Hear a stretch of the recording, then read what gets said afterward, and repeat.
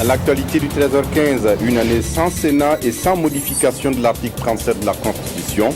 C'est le vœu du président de l'UPC, Zéphirin Diabé, qui souhaite également plus de liberté pour la presse, la dépénalisation des délits de presse et de meilleures conditions de travail pour les journalistes. Et puis réunis en Éthiopie à Addis Abeba, les représentants du président sud-soudanais Salva Kiir et ceux de l'ex-vice-président Riek Machar ont signé un cessez-le-feu qui doit être appliqué sous 24 heures. Mesdames, Messieurs, bonjour et ravi de vous retrouver. Mais tout d'abord, le Conseil économique et social en opération de communication à Bobo Dioulasso. L'institution a rencontré les forces vives de la région des Hauts-Bassins pour présenter l'institution, son rôle et ses missions. Des détails sur place avec Romenki. En 55 ans d'existence, le Conseil économique et social CES reste encore méconnu du grand public. C'est pour sa visibilité que les dirigeants de cette institution ont initié des tournées d'information et d'échanges dans les différentes régions du Burkina Faso.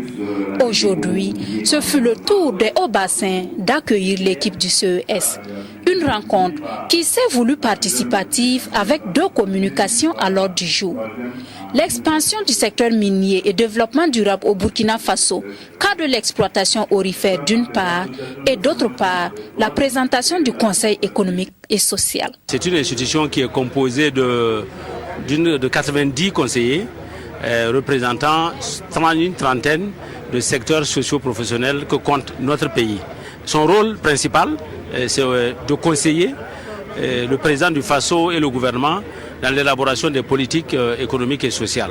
Ce cadre de concertation a permis aux forces vives des Hauts-Bassins de discuter à bâton rompu et de se prononcer sur les préoccupations majeures de la région, entre autres les questions de développement économique, de sécurité et d'éducation.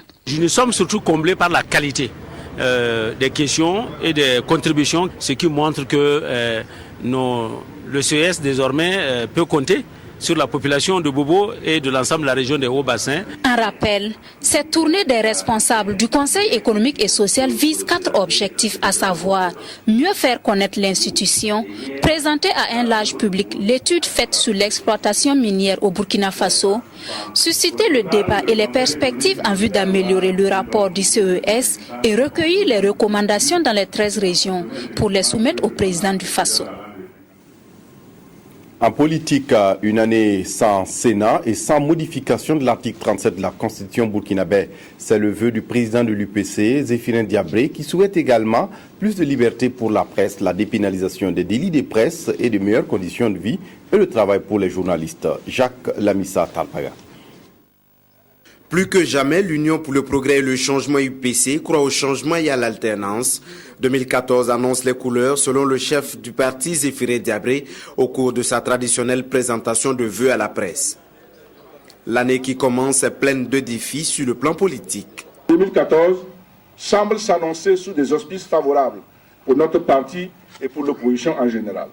Notre parti continuera d'apporter sa modeste contribution au combat de l'opposition et d'exercer la fonction de chef de file qui lui est dévolue dans le sens d'une plus grande mobilisation de notre peuple autour de ses revendications légitimes.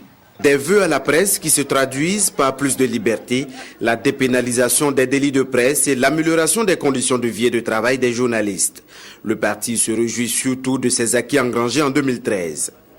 À la suite des élections de décembre 2012, ce sont 19 députés UPC qui ont fait leur entrée au sein de l'hémicycle de l'Assemblée nationale. En cette première année de leur mandat, les députés UPC se sont vaillamment battus contre les lois de la majorité qu'ils jugeaient contraires aux intérêts de notre peuple. Ils ont posé des questions pertinentes au gouvernement et ils ont réfléchi à des sujets d'intérêt national, notamment dans le cadre de leur journée parlementaire. 2013 a ensuite été l'année où notre parti a pris la responsabilité de chef de file de l'opposition, de par les dispositions de la loi.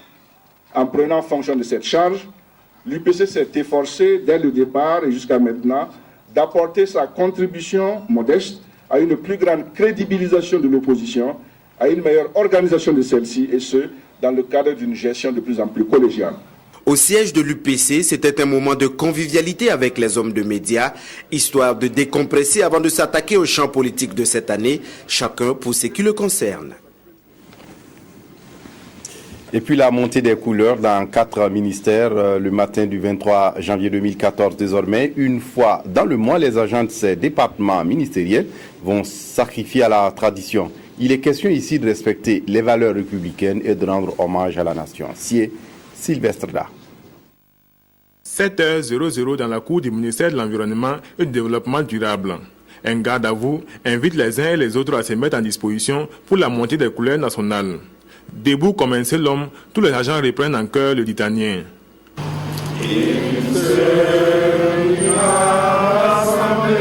Une brève cérémonie, mais profonde de sens. C'est des moments de rencontre, d'introspection, d'interpellation, pour plus de patriotisme, pour que nous tous ici, nous sachions que ce drapeau que nous honorons, c'est le peuple burkinabé, et que chacun se doit, quel que soit le poste qu'il occupe, de se donner à fond, avec intégrité, avec rigueur, avec ardeur, pour accomplir la mission qu'il a, la lourde tâche et l'honneur de porter au nom du peuple burkinabé. Rituel similaire à la même heure, et là nous sommes au sein de l'immeuble du 15 octobre à Ouagadougou. C'était le jeudi 9 janvier dernier. Ici sont rassemblés les travailleurs du ministère des Sports et Loisirs, de celui de l'Industrie, du Commerce et de l'Artisanat et du ministère des Mines et de l'Énergie. Le message est le même, montrer aux agents qu'au-delà de leurs clivages qui peuvent être politiques ou religieux, c'est le même drapeau qui les unit, un symbole d'appartenance à un même pays. À travers ces cérémoniales, il s'agit également pour les différents ministères de se conformer aux nouvelles dispositions instaurées par le Conseil des ministres en sa séance du 27 novembre 2013. Dispositions qui font obligation à chaque ministère et institution publique de procéder à compter de ce mois de janvier à la montée du drapeau burkinabé. À l'immeuble du 15 octobre abritant 3 ministères, la montée des couleurs aura lieu tous les premiers lundis du mois à 7 heures. Au ministère de l'Environnement et du Développement durable, cette montée se fera une fois aussi par mois, mais le jour reste à déterminer par le conseil de cabinet. L'Organisation ouest-africaine de la santé fait sa rentrée à Bobo Dioulasso. Une rentrée placée sous le signe du renforcement des acquis, mais surtout la réussite du plan stratégique de l'organisation qui prend fin cette année 2014. Mouni Barou. La rentrée professionnelle 2014 de l'Organisation ouest-africaine de la santé, OAS, est effective depuis ce 22 janvier. L'événement a rassemblé en plus des travailleurs de cette institution, des autorités politiques et administratives de la ville de Sia, des représentants des ministres de la santé nigérienne et burkinabé, et aussi par visioconférence les ministres de la santé gambienne. Cette rentrée professionnelle se veut un cadre d'échange et de promotion de la collaboration avec tous les acteurs et surtout une opportunité de rendre visibles les actions de l'OAS. Après la mise en œuvre de notre deuxième plan stratégique, on peut faire le bilan suivant. On a pour développer pendant cette période de révision quelques documents stratégiques régionaux, notamment documents de stratégie de la réduction de la mortalité maternelle et infante-juvénile, les documents régionaux sur la télésanté, sur le renforcement du système d'information sanitaire, entre autres. Les différents représentants des ministres de la Santé ont tous salué le directeur général de l'OAS et son personnel pour les résultats obtenus dans la mise en œuvre du plan quinquennal stratégique 2009-2013. À cet effet, ils ont renouvelé le soutien de leur département à faire de l'institution un modèle de l'intégration des politiques de santé. Nous avons apprécié les grands résultats en termes de renforcement des ressources humaines en matière de disponibilisation des médicaments et surtout en matière d'accès. Et cette année, sera mis sur l'accès universel au système de santé, aux soins de santé, et cela a été placé sous le signe d'enjeux et de défis. Et je pense que c'est un thème central, en tout cas une préoccupation importante, de vraiment travailler à améliorer cette couverture sanitaire. Le thème de cette rentrée, couverture sanitaire universelle, enjeux et défis, semble être d'une actualité brûlante, car il vient rappeler encore que les pays de la sous-région font face à d'importants problèmes en matière de développement humain et surtout dans le domaine d'accès à la santé. Promouvoir la qualité de l'éducation par la pédagogie du texte, c'est le concept développé par un programme interinstitutionnel dans la sous-région. Le programme tient à Ouagadougou une rencontre de 2 jours pour se donner de nouvelles orientations. Des précisions avec Sylvestre Da. À cette session ordinaire du comité de pilotage du PRIC-PDT, le programme régional interinstitutionnel pour la qualité de l'éducation par la pédagogie du texte, il est prévu la validation des rapports opérationnels et financiers de la période 2013. Période au cours de laquelle le programme s'était fixé comme objectif le renforcement de la formation des étudiants tant sur le plan théorique et pratique et l'appropriation de la pédagogie du texte par les enseignants de la sous-région. Notre pays a un taux de scolarisation quand même assez bas et que beaucoup de personnes qui n'ont pas eu la chance d'aller à l'école peuvent, disons, renforcer leurs capacités par la maîtrise de l'écriture des textes et des textes. Donc c'est un programme qui est fondamental, qui vient en apport aux différents programmes qui sont en fait actuellement en cours. La présente session marque également la fin du programme PRIC-PDT. L'occasion est donc donnée aux partenaires et aux acteurs pour s'accorder sur les meilleures orientations susceptibles de garantir la pérennisation de l'approche pédagogique du texte. Ce sur quoi nous allons nous appesantir, c'est voir comment renforcer institutionnellement DEDA par rapport à l'université. Je pense que c'est très important parce que sans cet ancrage institutionnel-là, on ne peut pas parler de pérennisation de la formation. Voilà, puisque les financements, quand c'est un projet, les financements tôt ou tard vont prendre fin. Donc il faut veiller à ce que la structure qui s'occupe de la formation puisse s'autonomiser progressivement par rapport au financement extérieur. Le programme PRIC-PDT est né en 2003, inspiré d'une analyse critique des campagnes d'alphabétisation classiques menées en Afrique au sud du Sahara. Il met l'accent sur la capacité des élèves, enfants comme adultes, à maîtriser la langue. La démarche prône également la prise en compte de ce que l'apprenant sait déjà, ainsi que le bilinguisme équilibré. Le RENLAC, le réseau anticorruption au Burkina Faso, sensibilise les policiers municipaux contre la pratique de la corruption. La rencontre doit aider les policiers à dire davantage non à la corruption. Un rappel, les policiers municipaux sont en tête du hit des agents qui acceptent facilement la corruption. Claudine Bikaba. Selon les rapports du RENLAC, la police municipale occupe ces dernières années pratiquement toujours la première place en matière de corruption au Burkina Faso.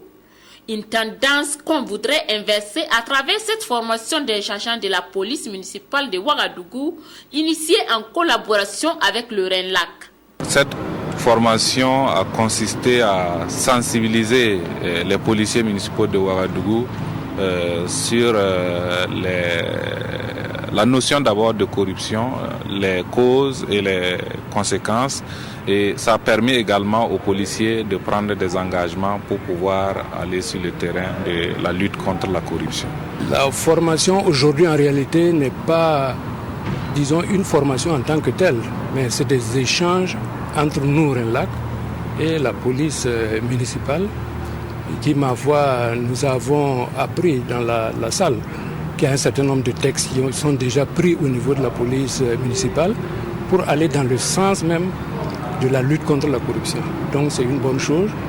Au terme de cette formation, il est envisagé de constituer des comités anticorruption au niveau des unités des polices municipales qui vont travailler à mettre au pas les uns et les autres afin de réduire le phénomène. Et à la fin de l'année 2014, une évaluation sera faite pour voir s'il y a eu un changement de comportement des policiers vis-à-vis des citoyens, chose que ceux qui ont été formés ont pris l'engagement de faire pour être au service des citoyens et remplir les obligations à l'égard de l'État burkinabé. Contre la pratique du mariage précoce qui compromet l'avenir de milliers de jeunes filles à l'est du Burkina Faso, l'ONG Mwangaza Action compte sur des communautaires. Elle vient de doter ces personnes de ressources dans la lutte contre ces pratiques discriminantes, de connaissances, mais aussi de matériel audiovisuel destiné à la sensibilisation. Claudine Bikaba. Les relais communautaires de 10 villages de Fadangourma sont désormais mieux équipés et aptes à mener le combat contre le mariage précoce et forcé. Outre ce matériel d'un coût estimé à plus de 15 millions de francs CFA, les acteurs ont bénéficié d'une session de formation pour sensibiliser les populations.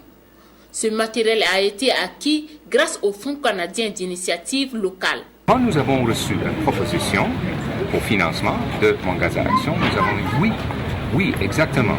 C'est une question de droit, c'est une question de l'éducation de la fille, donc nous allons l'appuyer. Au regard des statistiques fournies par les services de l'action sociale du Gourma, 37 cas de mariage forcé, 18 mariages précoces et 90 rapts de filles ont été enregistrés.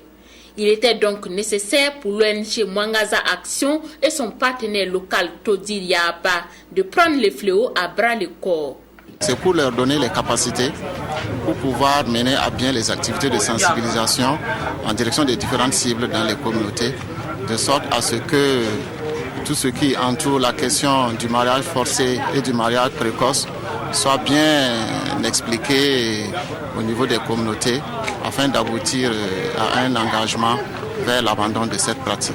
Les leaders communautaires entendent jouer leur partition dans le combat contre le mariage précoce et forcé dans la commune de Fada. Mariage forcé, mariage précoce, bon, c'est pas bon pour nous. Parce que c'est pour gâter la vie des filles. Vraiment, on voit que vraiment, c'est très important pour quand même mobiliser les gens pour ça. Le présent projet s'inscrit dans le cadre de la promotion de l'abandon des mariages précoces dans les régions de l'Est et du centre-Est du Burkina. Le ministère en charge de l'innovation technologique réfléchit sur 5 corps de métier pour aider à lutter contre le sous-emploi, le chômage plutôt. Il organise à Koudougou un atelier sur le sujet. Bouma Ernest Nebier pour les détails. Le ministère de la Recherche scientifique et de l'innovation veut, à travers le programme intitulé « Programme de structuration de l'offre de formation professionnelle et d'apprentissage dans le secteur agroalimentaire », créer des conditions favorables à l'emploi et à l'auto-emploi au Burkina.